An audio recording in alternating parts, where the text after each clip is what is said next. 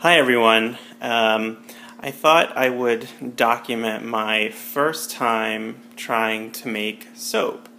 So I stumbled upon a video of soap making. I thought it was really cool and decided to try it. I've never made soap before, so this is my very first time. I ordered a whole bunch of supplies online from some different places. Brambleberry.com is one of them and is very popular among soap makers. And I went to Walmart and bought some plastic bowls and measuring things so that I can keep them separate and don't have to use any of my actual kitchen stuff.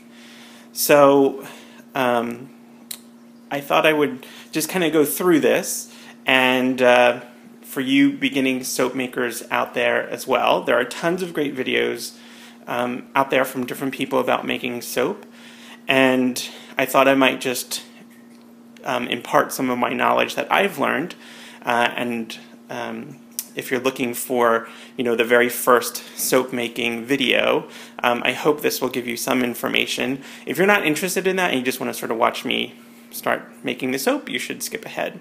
But I watched a bunch of videos, I read a bunch of blogs, I read a book on soap making, and finally decided to try it.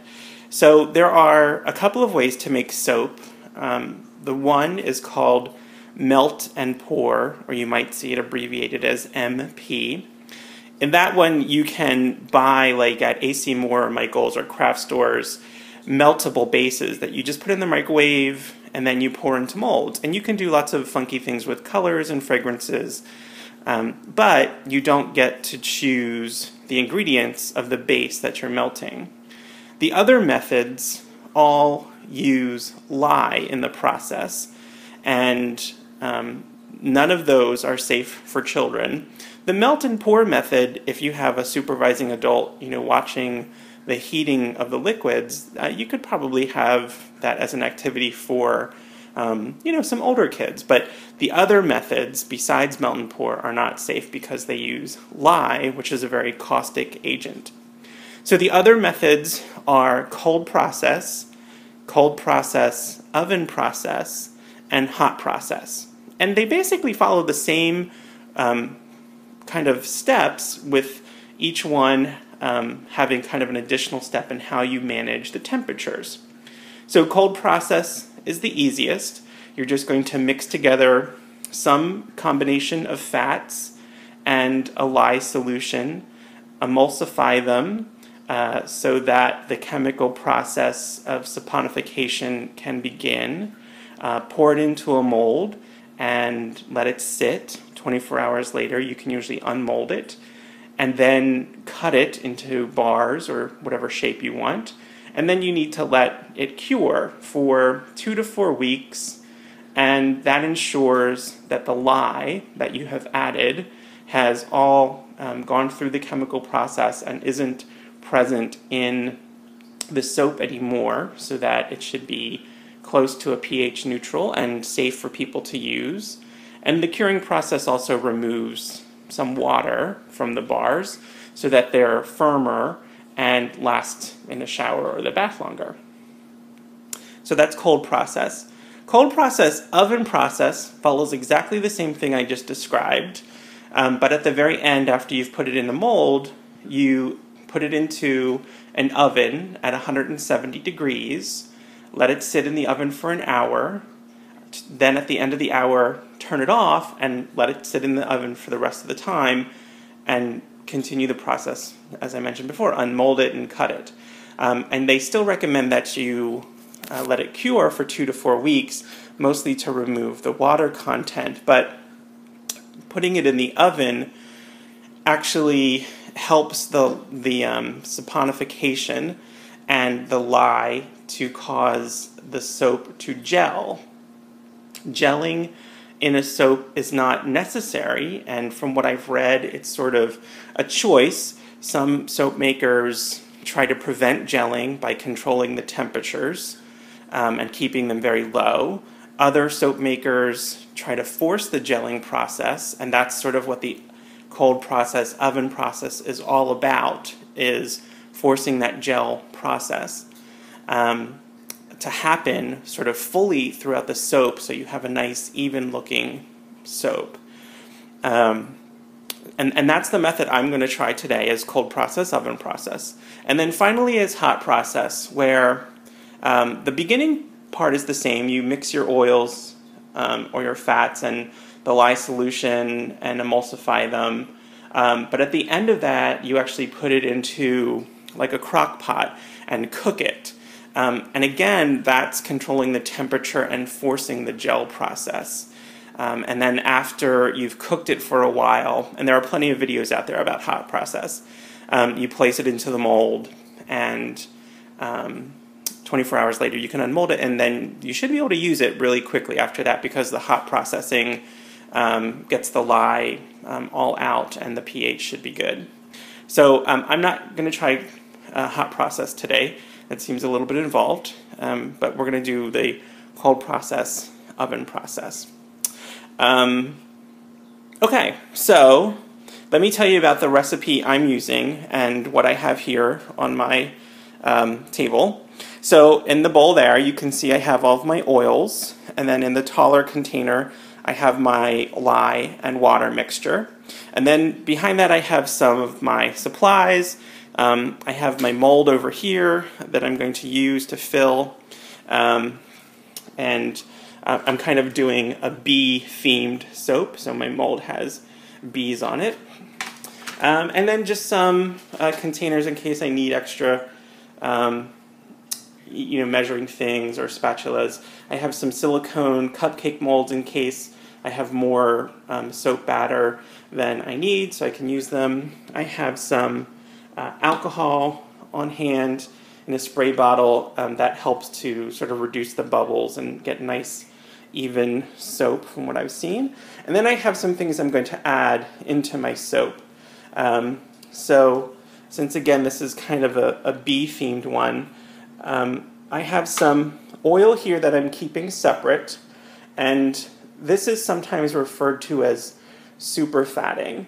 The oil that's in here is calculated so that the lye will saponify all of these oils. This is, in this little thing, is extra oil that, based on the calculations, the lye should not completely saponify. And then those become part of the soap that are things that make the bar, really nice. They make your skin feel good. That's called super fatting. And most of the things I've read say you want a super fatting ratio somewhere around like 4 to 7%. You don't generally want to go above 10 because that will make your bar very oily. And if you go too low, it makes the bar kind of drying.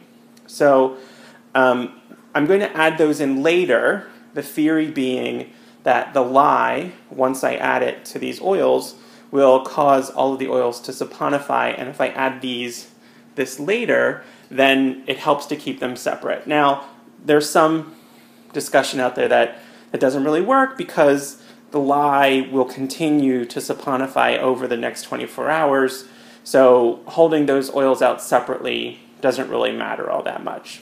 But it doesn't seem like that much of a big of a deal to do it, so I'm going to try. I'm also going to add some coloring, so I have some yellow dioxide. Again, I'm kind of going for a bee theme, so I'm going to make a yellow bar. I have some honey that I'm going to add into it. And I also have some, in this I have some bee pollen, which is full of lots of good vitamins and hopefully good for your skin as well. So those are the things I'm going to add in a little bit later on. Okay, so right now what I'm going to do is take my lye and water mixture here, which is when you add the lye to water, it gets really hot. So it's started to cool down some. I'm going to add it to my oil mixture, and then I'm going to use my stick blender to combine them.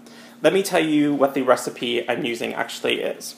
So In the oils, I have 12 ounces of soybean oil, 8 ounces of coconut oil, 4 ounces of sweet almond oil, 4 ounces of castor oil, 4 ounces of cocoa butter, 4 ounces of grapeseed oil, 4 ounces of shea butter, 2 ounces of beeswax, and then I've kept out in that super fatting container an ounce of shea butter and an ounce of castor oil, to which I'm going to add a half a teaspoon of yellow oxide powder.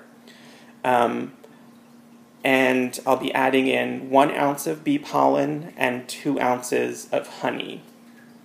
And that's the mixture. Okay, so there are plenty of videos out there where you can kind of watch people add the lye and mix it all. I'm going to sort of stop and put this down and then mix that, and then I'll come back. Okay, see you in a second.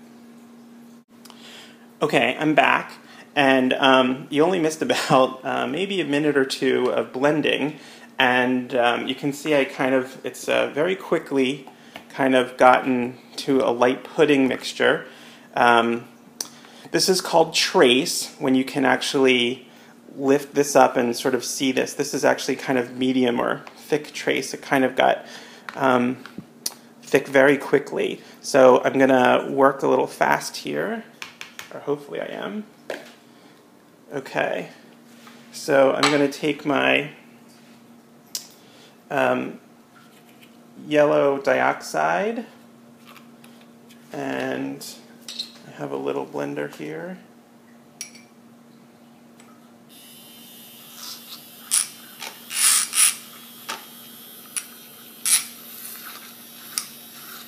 This just helps to make sure that the yellow dioxide powder doesn't get clumpy or anything. So I'm just mixing it up like that.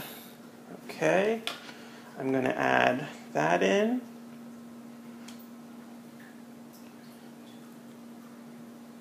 And I'm going to add my bee pollen. And I'm going to add my honey. And then I'm going to mix a little bit more, and I'm going to have to put this down to add the honey, and I'll be right back. Okay, well, so the soap hardening or getting thicker happened really fast, and I think it was probably because of all the things I added, especially probably the beeswax. So I'd be interested from other soapers out there how you handle beeswax. I added it melted to my initial set of oils. I'm wondering if other people do it at other times. So I got my mold filled, and I actually had a whole bunch extra. So I filled up some just little silicone cupcake things, and I have another soap mold over there. I had some extra. So I'm going to put them in a 170-degree oven for an hour. Then I'm going to turn the oven off and let them sit in there overnight, and then unmold them tomorrow. And with cold process, oven process, what I've heard is the thing you have to watch for is sort of over bubbling, and that's why I have it on a really old cookie sheet, and I'll keep an eye on it for the next hour, and then I'll come back and unmold them. Okay, bye.